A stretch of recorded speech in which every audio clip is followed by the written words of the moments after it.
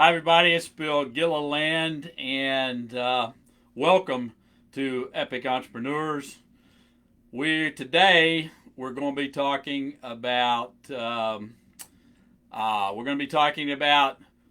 the financial statements. Last week we talked about the balance sheet, and what we talked about there was that the balance sheet was a snapshot in time. The balance sheet was the stuff you have and what you owe on stuff, and when you subtract it out, that gives you your owner's equity, or the market value of your company, or the what they call the book value of the company, not necessarily the market value.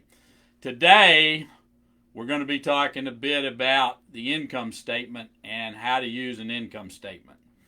So here we go. Let's jump right in. First of all, I just want to let you know we do have a podcast now. I would appreciate if you go out. It's also called Epic Entrepreneurs. I'd appreciate it if you go out to iTunes and give us an honest 5-star review. I'd also appreciate it if you'd subscribe to it. It's all about how do we get the rankings up. We're going to help more people that way. So I'm looking forward to having you join us there. I interview my clients. I interview other successful entrepreneurs, and then I just rant and talk about things that I'm interested in helping you with, or that I've gotten from my clients. So I hope you enjoy the podcast. I'd appreciate it if you join us. Anyway, let's jump in and let's get right to it. Let me find a blank sheet of paper here, and we're going to jump in and talk about the income statement. Now, the income statement is different than the balance sheet. The balance sheet, a lot of people don't even know they have one, or they don't even use it. But the income statement, most of you get it. Now, here's a couple things. You may call it a profit and loss or a P&L. You will hear your accountant. Part of our goal here is to help you understand and work with your accountant. So the P&L, or the profit and loss, or the income statement are all the same thing. Okay? And so let's talk about how it works out. Now, the income statement is a bit like you would run your home finances or your checkbook or a budget. It makes sense when you think about it. So at the top of the income statement or the balance sheet, I'm going to just call it the income statement because that's what I usually call it. You will have, the first item that you will usually have is revenues. Okay, so you'll have revenues. All right? And then usually underneath the revenues, you will have something called cost of goods sold.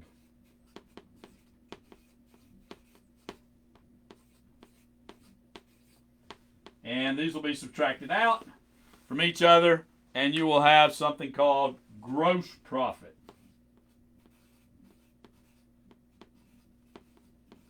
Okay? Now, what goes into cost of goods sold? Usually that would be materials or direct labor. Okay?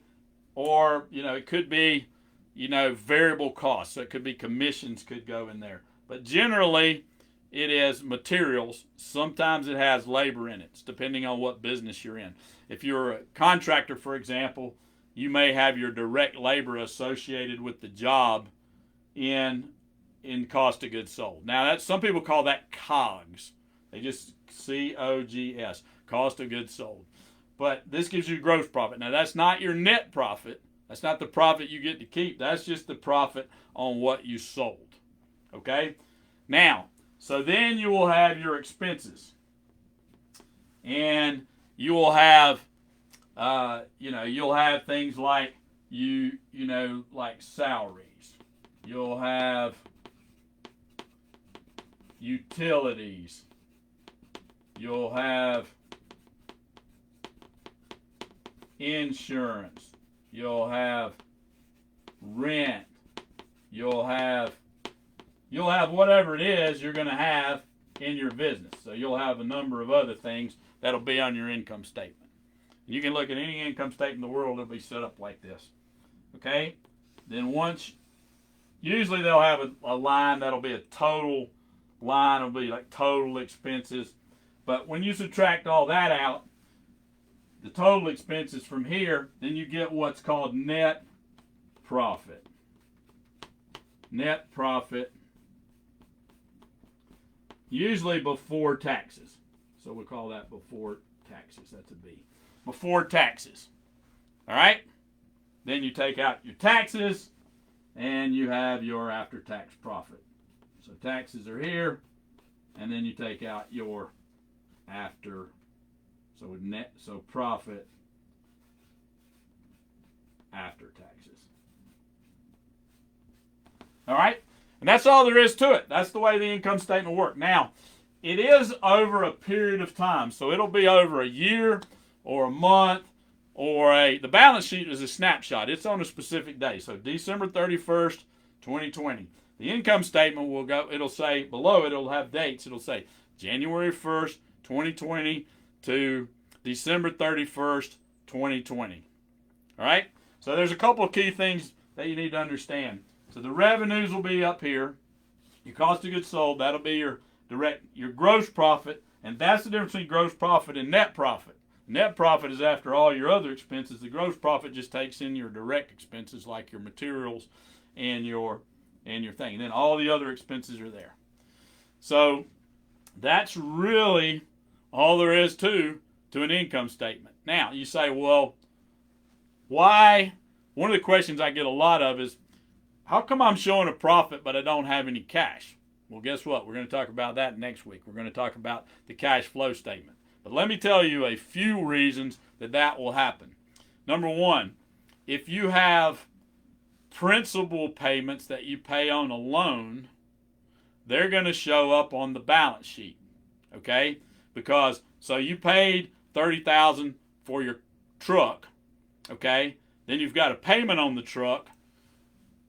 So you didn't buy it all at once. You borrowed the money to buy the truck. You put $1,000 down, you got $29,000 loan. Okay? So you have interest payments and principals. Well, what will show up over here is interest.